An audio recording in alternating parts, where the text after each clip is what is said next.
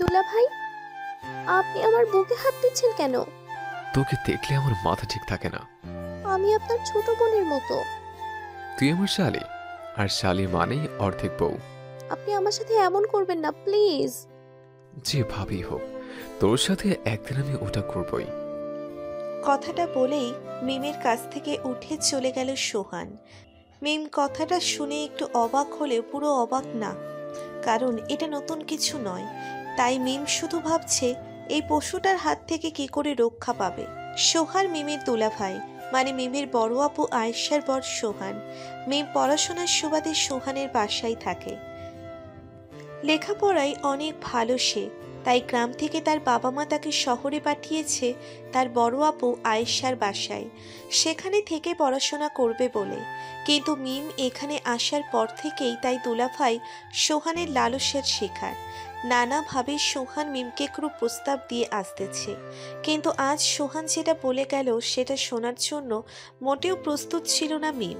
মিম বসে বসে ভাবছে কি করব আমি এখন। এখানে থাকলে সোহান একদিন না একদিন তার জেদ পূরণ করবেই। আবার এখান থেকে গ্রামের বাড়ি যাওয়াও সম্ভব না, কারণ সামনেই তার অনার্স দ্বিতীয় বর্ষের ফাইনাল পরীক্ষা। তার উপর আবার তার আপু অসুস্থ। পরীক্ষা না দিয়ে আপুকে এভাবে ফেলে রেখে চলে যাওয়াটাও ঠিক হবে না। তাহলে কি করব আমি? আমাকে এক গ্লাস পানি দিয়ে যা মিম। পাশের রুম থেকে ডেকে কথাটা বলল ওর বড় বোন আয়েশা। আচ্ছা, আসতেছি।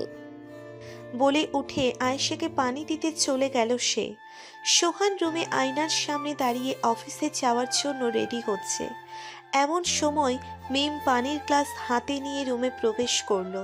মিমকে দেখে সোহান একটা হাসি দিয়ে বলল, কি খবর? ভালো আছো আমার সুইট শালি? হুম। দায়সারা জবাব দিয়ে আয়েশাকে পানি দিল মিম। দিয়ে চলে আসবে এমন সময় আয়েশা বলল, যাচ্ছিস কেন? একটু বস না। আয়েশার কথাই বসলো মিম। সোহান রেডি হয়ে অফিসে চলে গেল। তারপর আয়েশা বলল, তোর পরীক্ষা কবে থেকে? সামনের মাসের 6 তারিখ আপু। ও, আজ কলেজে যাবি না? ফর্ম ফিল আপের টাকা ছাড়া কলেজে গিয়ে লাভ কি বলো? আচ্ছা, তোর ফর্ম ফিল আপের লাস্ট ডেট কবে? 24 তারিখ। আজ তো 22 তারিখ, তাই না? হুম। আচ্ছা, আমি আজ আবার তোর দুলাভাইকে বলবো তুই আজ কলেজে যা, আমি দেখছি। তারপর উঠে তার রুমে চলে আসলো মিম। মিম ভালো করেই জানে আয়েশার কথায় ফর্ম ফিল আপের টাকা দেবে না সোহান। কেন দেবে না সেটাও সে জানে, কারণ সোহান টাকার বিনিময়ে মিমকে চায়। তাই সে সকালে ওই কথাটা এতটা জোর দিয়ে বলল। সোহান ভালো করেই জানে মিম তার বাড়ি থেকে ফর্ম ফিল আপের টাকা নিতে পারবে না, সেই সাধ্য নেই তার পরিবারের। এসব ভাবতে ভাবতে কেটে গেল কিছু সময়। তারপর মিম রেডি হয়ে বেরিয়ে পড়ল কলেজের উদ্দেশ্যে। কিছুক্ষণ হাঁটার পর কলেজে পৌঁছই মিম। কলেজে গিয়ে গাছতলায় বসে বসে ভাবছে কি করে ফর্ম ফিল আপের টাকা জোগাড় করব। কেমন আছো মিম? ওহ, তুমি? এই তো আছি। তুমি কেমন আছো রাজীব? রাজীব মিমের বয়ফ্রেন্ড। ওদের সম্পর্কটা মাত্র 3 মাসের। আসলে রাজীব অনেক দিন থেকে মিমের পিছনে ঘোরে, কিন্তু মিম সায় দেয়নি।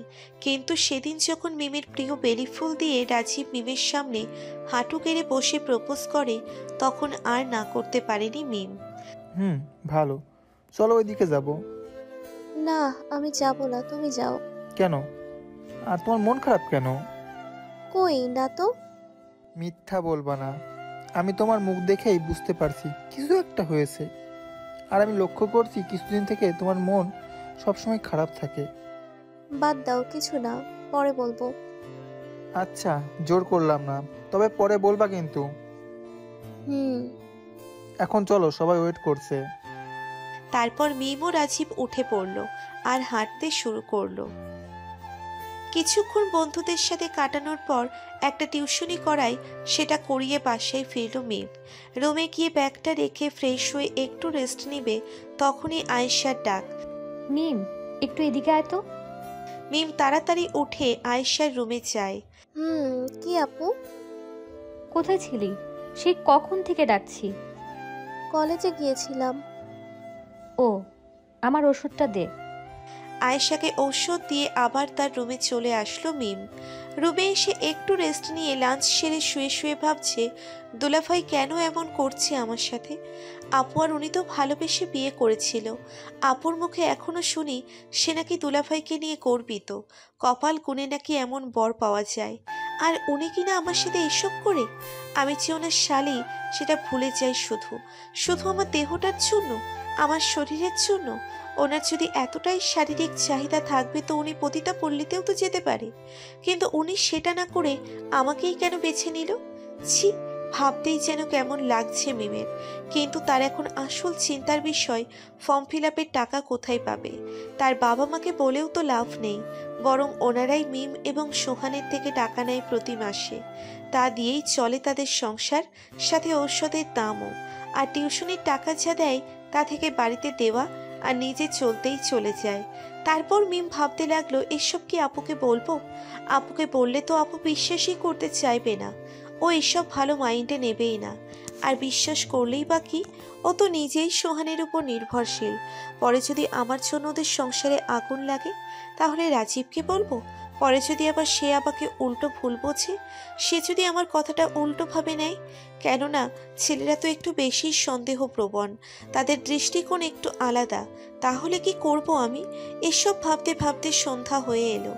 মিম উঠে রান্না করে। সোহান আয়েশার খাবার তাদের রুমে দিয়ে এসে একটু পড়তে বসলো। রাত 10টা পর্যন্ত পড়ে, লাইটটা অফ করে শুয়ে পড়ল। কিন্তু কিছুক্ষণ শুয়ে থাকার পর তার রুমে কারো উপস্থিতি টের পেয়ে তাড়াতাড়ি বিছানা থেকে উঠবে, তখনই কেউ তাকে ধাক্কা দিয়ে বিছানায় ফেলে দিয়ে তার মুখ চেপে ধরল। মিম অনেক চেষ্টা করেও সেই হাত তার মুখ থেকে সরাতে পারল না। অন্ধকারে আবছা আবছা দেখেই বুঝতে পারল এটা আর কেউ নয়, তার দুলাভাই সোহান। ভয়ে একদম চুপসে গেল মিম। মনে মনে ভাবছে আজ রেহাই নেই তার। মুখ চেপে ধরে মিমের মুখের কাছে মুখ নিয়ে সোহান বলল, কি হলো, ভয় লাগছে? না, আমি তোকে এইভাবে চাই না। আমি চাই তুই নিজে এসে আমাকে ধরা দে। আর আমি জানি তুই একদিন আসবি, তাই জোর জুলুম করে কি লাভ। মিম এখনো চুপ, চোখ বেয়ে পানি পড়ছে মিমের। তারপর সোহান মিমের মুখ ছেড়ে দিয়ে বিছানায় বসে পড়ল। মুখ ছেড়ে দেওয়ার পর মিম হাঁপাচ্ছে। কিছুক্ষণ বসে থাকার পর চলে গেল সোহান। তাই মিম উঠে ওয়াশরুমে গিয়ে মুখ ধুয়ে কিছুক্ষণ সেখানে আয়নার সামনে দাঁড়িয়ে কান্না করলো। আর মনে মনে আল্লাহকে ডেকে বলল, আল্লাহ, আমাকে এই লোকটার হাত থেকে রেহাই দাও। পরের দিন সকালে ঘুম থেকে উঠে গোসল সেরে মিম ফজরের নামাজ পড়ে জানালায় দাঁড়িয়ে আছে। এমন সময় রাজীবের গলা। হ্যালো। নামাজ পড়ছো? হুম। কি করো এখন? দাঁড়িয়ে আছি। ও, তোমার কণ্ঠ এমন লাগছে কেন? কই না, সকাল তো তাই মনে হয় এমন লাগছে। আচ্ছা, নাস্তা করেছো? না। যাও, নাস্তা করে আমাকে কল দিও। হুম। লাইনটা কেটে গেল। মিম দাঁড়িয়ে আছে আর ভাবছে এসবের মাঝে রাজীবকে রাখাটা কি ঠিক হবে। মানে সোহান তো একদিন না একদিন তাকে স্পর্শ করবেই, আমাকে অপবিত্র করবেই। আর আমি সেই অপবিত্র দেহ আর মন নিয়ে কি করে রাজীবের সামনে দাঁড়াবো। ছেলেটা অনেক ভালো, সব সময় নামাজ পড়ার কথা বলে, কোরআন তেলাওয়াতের কথা বলে। এত ভালো একটা ছেলের সাথে এরকম প্রতারণা করতে পারবো না আমি। না, আজ কলেজে গিয়ে রাজীবকে বলে ব্রেকআপ করে দেব। এসব ভাবতে ভাবতে সূর্য পূর্ব দিকে উঠে পড়েছে। সূর্যের লাল আলো ছড়িয়ে পড়েছে চারিদিকে। তাই মিম আর দেরি না করে ব্রেকফাস্ট রেডি করতে চলে গেল, কারণ এসব তাকেই করতে হয়।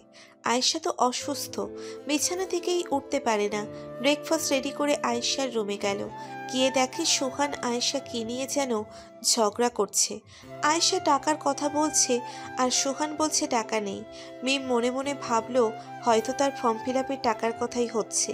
তাই মাথা নিচু করে ওদের নাস্তা দিয়ে আবার তার রুমে চলে আসলো। এসে বসে পড়লো তার খাটের এক সাইডে। বসে বসে ভাবছে এসব কি। আমার জন্য আজ প্রথম আপু এবং দুলাভাইয়ের মাঝে ঝগড়া শুনলাম, আর এই ঝগড়ার প্রধান কারণ আমি। টাকা আর আমার শরীর, তাহলে আমার চোটেই এই অশান্তির শুরু।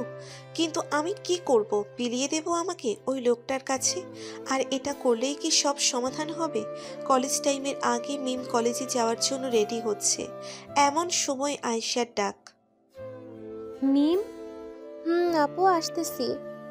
আচ্ছা, বলো আপু। তোর দুলাভাই টাকা দেবে না বলল। আজ তোর ফর্ম ফিল আপ করতে কত টাকা লাগবে?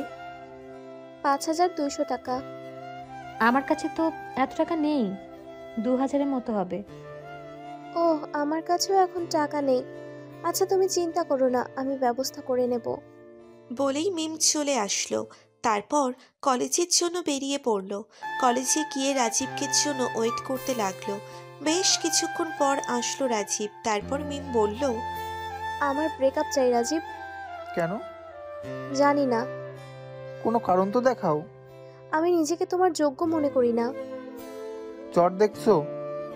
মারো, চর মারো, যত খুশি মারো, কিন্তু আজ থেকে আমাকে নিয়ে আর ভেবো না, কারণ আমি ভালো মেয়ে না। বলেই চলে গেল। মিম কাঁদতে কাঁদতে কি হলো না হলো রাজীব কিছুই বুঝলো না। বাসায় চলে আসলো মিম। রাত 10টা। বসে বসে ভাবছে মিম, কাল ফর্ম ফিল আপের শেষ দিন, কিন্তু আমার হাতে একটা টাকাও নেই। আবার আমার জন্য দুলাভাই আপুর সাথে খারাপ ব্যবহার করা শুরু করছে। আজ সন্ধ্যায় আপু টাকা চাইলে তার গায়ে হাত পর্যন্ত তুলেছে সোহান। এসবের একটাই মানে, আমি আর আমার শরীর। ওকে, তাই হবে। সোহান যা চায়। কিছুক্ষণ বসে থাকার পর মিম উঠে সোহানের কাছে গেল। গিয়ে সোহানকে ডেকে নিয়ে আসলো তার রুমে। সোহান মনে মনে ভাবছে, এটাই তো চাই আমি। মিম সোহানকে তার রুমে নিয়ে এসে কিছুক্ষণ দাঁড়িয়ে থাকার পর নিজের বুকের থেকে ওড়না সরিয়ে নিয়ে বলল, নিন, আমাকে ভোগ করেই যদি আপনি সুখ পান তাহলে করুন আপনার যা মন চায়। আপনি তো আমার জন্য এখন আপুর সাথেও খারাপ ব্যবহার করছেন। নিন, শুরু করুন। সোহান নীরব হয়ে দাঁড়িয়ে আছে। সোহানের দাঁড়িয়ে থাকার পর মিম বলল, কি হলো, এখন দাঁড়িয়ে আছেন কেন? এমনি। আপনি কি ভাবছেন আমি টাকার জন্য এসব করতে রাজি হচ্ছি? না, টাকার জন্য না। মিমের মুখে কথাটা শুনে একটু অবাক হয় সোহান। মনে মনে ভাবে, তাহলে কি মিম সব জেনে গেছে? আমার সব প্ল্যান তাহলে মাটি? কি হলো, দাঁড়িয়ে আছেন কেন? টাকার জন্য হোক আর যে জন্যই হোক, আমি তো এখন রাজি। তাহলে তুমি এসবে রাজি হলে কেন? সেটা জেনে আপনি কি করবেন? বলো শুনে। আপুর জন্য। কি? আপনি যখন আপুকে গালাগালি করতেছিলেন তখন খুব খারাপ লাগছিল আমার, কারণ আমি জানতাম আপনার গালাগালি করার কারণ কি। তাই রাজি হয়ে গেলাম, কারণ আমি চাই না আমার জন্য আমার অসুস্থ আপুটা কষ্ট পাক। আপনাকে একটা কথা বলবো? বলো। আজকের পর থেকে আর কোনো মেয়ের দিকে তাকাবেন না প্লিজ, কারণ আপু আপনাকে অনেক ভালোবাসে। আপনাকে আপু একটা ফেরেশতা ভাবে। ওর বিশ্বাসটা ভাঙিয়েন না। আর আমি কথাগুলো বলতে বলতে চোখ মুছে নিল মিম। আর তুমি কি? আমি আপনাকে নিজের বড় ভাই ভাবতাম। জানেন, আমার কোনো বান্ধবী যদি বলতো আপনি আমার কে হন, তাহলে আমি বলতাম বড় ভাই হন। সোহান কথাটা শুনে কিছুক্ষণ নীরব থাকার পর মাটি থেকে মিমের ওড়নাটা তুলে ওর বুকে দিয়ে বলল, সরি। সরি কেন? ধন্যবাদ। কি হলো আপনার? একবার সরি, একবার ধন্যবাদ। সরি কিসের জন্য আর ধন্যবাদ কিসের জন্য? সরি এই জন্য যে তুমি আমার চোখ খুলে দিয়েছ, আর ধন্যবাদ এই জন্য যে তুমি আয়েশাকে আবার নতুন করে চিনতে সাহায্য করেছ। ওহ। আমি তোমাকে একটা কথা বলবো। বলেন। আমার রাজীবের সাথে কথা হয়েছে। কি? আজ অফিস থেকে আসার সময় ওই সে আমাকে ওর পরিচয় দিয়ে তোমার আর ওর ব্যাপারে সব বলেছে। কিন্তু হ্যাঁ, আমি জানতাম তুমি কিছু প্রশ্ন করতে যাচ্ছ, যার প্রথমটা হলো আমি তোমাকে কেন এসে বলছি এই সময়। আমি যখন সোহানের সাথে কথা বলে তখন ও এসে বলল ও আমার ছোট বোনকে ভালোবাসে। ছোট বোনের কথা শুনে আমি তো অবাক। তারপর বললাম, ছোট বোন মানে? আমার তো কোনো ছোট বোন নেই। তারপর রাজীব বলল, কেন, মিম আপনার ছোট বোন না? মিম তো সবসময় বলতো আপনি ওর বড় ভাই। তখন ওর মুখের কথাটা শুনে আমি একটু অবাক হই আর ভাবি, যে মেয়েকে আমি সবসময় খারাপ চোখে দেখে সবসময় প্রেশারের মধ্যে রাখে, সে মেয়ে আমাকে এত সম্মান দেয়, কিন্তু পরক্ষণে সেটা ভুলে যায় কারণ তখন তোমার নেশায় ডুবেছিলাম। কিন্তু এখন যখন তুমি বললে তুমি আমাকে নিজের ভাইয়ের মতো দেখো, বিশ্বাস করো সেই নেশাটা আর কেন জানি কাজ করছে না। তুমি আমার দৃষ্টিকোণ পরিবর্তন করে দিয়েছ। আজ বুঝতে পারছি যে শালি কখনো বোনের থেকে কম হয় না। আমি ক্ষমা করে দিও বোন। বলেই মিমের হাত ধরল সোহান। না, এটা কোনো খারাপ উদ্দেশ্যে নয়। একজন ভাই যে মানসিকতায় তার বোনের হাত ধরে, সে মানসিকতায়। ছি, এসব কি করছেন? আমি না আপনার ছোট বোন? হুম। হুম। বলেই মিম কান্না মিশ্রিত একটা হাসি দিল, সাথে সোহানও। কিছুক্ষণ এভাবে চলে যাওয়ার পর সোহান বলল, আমি তো তোমার বড় ভাই, তাই না? হুম। তাহলে আমি যা বলবো তা শুনবে তো? হুম, শুনবো, বলেন। কাল রাজীবকে ডাকবে আমাদের বাসায়। কেন? ভাইয়ের ভাইয়ের সাথে একটু কথা বলবো। একটু নাড়িয়ে দেখতে হবে না? হাজারো হলেও আমার শালিকার হবু বর। হুম, কি? ডাকবো। কিন্তু রাজীব আপনার দেখা করে কি বলেছিল? কি আর বলবো, বেচারা তার প্রেমিকা সবসময় মন খারাপ করে থাকতো। কিন্তু কেন সেটা বলতো না। প্রেমিকের তো টেনশন হবেই, তাই জানতে চাইছিল যে আমাদের ফ্যামিলিতে কিছু হয়েছে কিনা। ও যাও, এখন ঘুমাও। আচ্ছা, আপনিও যান। যান? আরে যাইতে বলছি। ও ওকে, শুভরাত্রি। যান তো, আমি ঘুমাবো। সোহান চলে গেল। মিম দরজা লাগিয়ে বিছানায় শুয়ে পড়ল। আজ মিমের নিজেকে খুব হালকা লাগছে। বুক থেকে যেন খুব ভারী একটা পাথর সরে গেল। মিম মনে মনে ভাবছে, সোহান ভাইয়া আসলে অনেক ভালো মানুষ। আপু সত্যিই অনেক লাকি। কিন্তু আমার কপালে আল্লাহ যে কি লিখেছে সেটা উনিই ভালো জানেন। এসব ভাবতেই রাজীবের কথা মনে পড়ে গেল। তাই মোবাইলটা হাতে নিয়ে রাজীবকে কল দিল মিম। একবার রিং হতেই রিসিভ হলো। হ্যালো। সব সময় মোবাইল নিয়ে বসে থাকো নাকি? হুম। কারোর কলের জন্য ওয়েট করেছো কোনো দিন? হয়েছে, আর ওয়েট করতে হবে না। কেন? তুমি দুলাভাইকে কি বলেছো? কই কিছু না। আর উনি তো তোমার ভাইয়া না? কে বললো? উনি। কি জানি। কেমন আছো? ভালো নেই। কেন, কি হয়েছে? ঝামেলা পাকিয়ে বলো, কি হয়েছে? মানে আমি কি করলাম? কি করছো জানো না? আজব। আজিব। তুমি ভাইয়ার সাথে দেখা করে সব বলে দিয়েছো কেন? টেনশনে ছিলাম তাই। আর বলেছি তো, কি হয়েছে? ঘোড়ার ডিম হয়েছে। এখন আমাকে অন্য জায়গায় বিয়ে দিয়ে দেবে বললো। কি? জি। এখন বসে বসে আঙুল চুষো। ওনার নাম্বারটা দাও। পারবো না, উনি কাল বাসায় থাকবে। কোন ছেলে পক্ষ নাকি দেখতে আসবে, তাই। মানে? মানে টানে বুঝি না।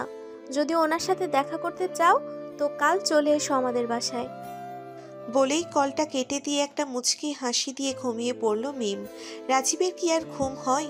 পরের দিন সকালে মিম ঘুম থেকে উঠে ফজরের নামাজ পড়ে আবার ঘুমিয়ে পড়ল। সকাল 7টার দিকে আবার ঘুম ভাঙে ওর। তাড়াতাড়ি করে কিচেনে গিয়ে নাস্তা রেডি করছে ও। এমন সময় মিম মিম বলে কারো ডাক শুনতে পেল। রুম থেকে বেরিয়ে দেখে রাজীব। চোখ দুটো দেখে যে কেউ বুঝতে পারবে ব্যাটা সারা রাত ঘুমায়নি। মনে হয় সিগারেটও খাইছে। এসব দেখে মিম মনে মনে ভাবতে লাগলো, এই ছেলেরা ছ্যাঁকা খাইলে সিগারেট খায়, কিন্তু কেন? শুধু মুখ দিয়ে ধোঁয়া ছাড়লেই কি কষ্ট কমে? যদি কমে তাহলে শীতকালেও তো মুখ দিয়ে ধোঁয়া বের হয়, তখন কি আজব। মিম এসব ভেবে তারপর নিজেকে সামলে নিয়ে বলল, কি কি হয়েছে? সকাল সকাল কেউ কাউকে এভাবে ডাকে? তোমার দুলাভাই না ভাইয়া? কোথায় উনি? ডাকো। হ, তোমার মতো বেকার তো সবাই। কাজ কাম নাই, এত সকালে ঘুম থেকে উঠবে? উনি অফিস থেকে ক্লান্ত হয়ে ফিরেছেন কাল। মতায় আজ উঠতে একটু লেট হবে। তুমি পারলে ওইখানে সোফায় বসে ওয়েট করো, না পারলে না পারলে কি? চলে যাও, সিম্পল। হায়রে মানুষ। বিড়বিড় করে কথাটা বলে সোফায় গিয়ে বসলো রাজীব। কিছুক্ষণ পর মিম এক কাপ চা আর একটা বিস্কুট নিয়ে এসে রাজীবকে দিয়ে বলল, খেয়ে নাও, সকাল থেকে কিছু খেয়েছো কিনা কে জানে। কোনো কথা না বলে চা আর বিস্কুটটা নিয়ে খেয়ে শুরু করলো রাজীব। আর মিম সোহানের রুমে চলে গেল। গিয়ে দেখে সোহান ঘুম থেকে উঠেছে, তাই বলল, দুলাভাই, রাজীব চলে এসেছে। কি এত সকালে? মিম সব কথা খুলে বলল সোহানকে। কি মেয়ে রে বাবা, প্রেমিককে কেউ এত কষ্ট দেয়? যদি ফসকে যায়? আরে যাবে না, কতদিন আমার পেছনে ঘুরেছে জানেন? আর বিয়ের আগে একটু বাজিয়ে দেখা ভালো, কি বলেন? হুম, বুদ্ধি আছে তোমার। কোথায় ও? সোফায় চা খাচ্ছে। ও, চাটা তো ঠিকই দিয়েছ, ওদিকের মায়া ঠিকই আছে। কি যে বলেন না আপনি, জানতো এখন ও অনেকক্ষণ হলো এসেছে। দাঁড়াও, আমি একটু বাজিয়ে দেখি। বলেই চলে গেল সোহান। রাজীব সোহানকে দেখে দাঁড়িয়ে সালাম দিল। সোহান সালামের জবাব দিয়ে বলল, তোমাকে চেনা চেনা লাগছে। কে তুমি, আর এত সকালে আমার বাসায়? দেখুন, আমি মিমকে ভালোবাসি, ওকে বিয়ে করতে চাই। কি বলো এসব? মাথা ঠিক আছে? আজ মিমকে দেখতে আসবে, আর তুমি সেখানে এসে বলতেছো? বিশ্বাস না হলে মিমকে প্রশ্ন করে দেখুন। দেখো ভাই, প্রশ্ন করার সময় এখন নেই। আজ দেখতে আসবে, হয়তো ওর আংটি পড়িয়ে যাবে। ওর পরীক্ষা শেষ হলেই বিয়ে। এখানে আর কি থাকে বলো? কেন, আমাকে দিলে কি প্রবলেম? আমি কি দেখতে খারাপ? কোনো সাইডে কম আছে আমার? আর মিম, তুমি এরকমটা না করলেও পারতে, ভালোবাসতাম তোমায়। তাই তোমার ডিপ্রেশনের কারণ জানার জন্য ওনার সাথে সরাসরি কথা বলেছি। কথাগুলো প্রচণ্ড রেগে বলল রাজীব। বলেই চলে যেতে লাগলো। তখনই সোহান পিছন থেকে ডেকে বলল, আমার শালিকাকেও নিয়ে যাও ভাই। সোহানের কথাই পেছনে ফিরে তাকায় রাজীব, বলল, মানে? মানে এতক্ষণ তোমাকে আমি বাঁচিয়ে দেখলাম, তুমি মিয়া সাচ্চা প্রেমিক। কি? হুম। রাজীব মিমের দিকে তাকালে মিম মুচকি একটা হাসি দিয়ে তার রুমে চলে যায়। আসো ভাইরা ভাই, একটু বসো, নাস্তা করে যাও। না ভাইয়া, আমাকে এক্ষুনি যেতে হবে, সবাইকে মিষ্টি খাওয়াতে হবে, আম্মুকে বলতে হবে। এটুকুতেই মিষ্টি? বিয়ে হলে কি করবা ভাই? রাজীব আর সোহানের কোনো কথার উত্তর না দিয়ে ওদের বাসা থেকে গেল। মিম রুমে গিয়ে আয়নার সামনে বসে আছে। এমন সময় তার মোবাইলের মেসেজ টোন বেজে ওঠে। মেসেজটা ছিল রাজীবের। তাড়াতাড়ি সেন্ড করে দেখে তাতে ছোট্ট করে লেখা, আজ কলেজে আসো, তারপর দেখবা মজা কাকে বলে। তারপর মিম মেসেজের রিপ্লাই দিল, আহ, কি আমার পীর পুরুষ রে, আমি চিনি তোমাকে।